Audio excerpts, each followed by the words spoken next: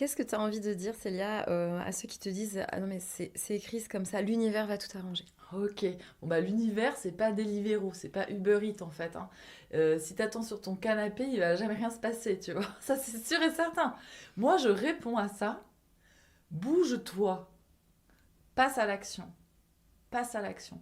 Et d'ailleurs j'écoutais une émission très intéressante où tu avais un psychiatre qui expliquait que les gens dépressifs et déprimés, en fait on leur propose de faire des actions. Parce qu'en fait, c'est ce qu'il y a de mieux pour aller mieux, en fait. Et la personne va faire une action, par exemple, aller marcher, ou, je sais pas moi, se faire à manger, des choses simples, hein, parfois, pour des personnes qui sont vraiment très très mal.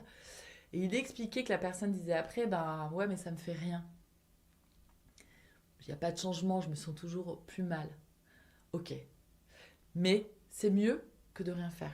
En gros, pour ton système, c'est toujours mieux d'agir et de bouger que de ne rien faire. Donc, quoi qu'il en soit, même si tu as la sensation que ça n'a pas activé les choses, c'est de toute façon la meilleure solution pour pouvoir avancer, pour pouvoir guérir.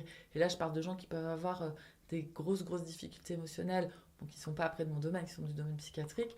Mais voilà, quand tu fais une dépression, tu vas voir un spécialiste.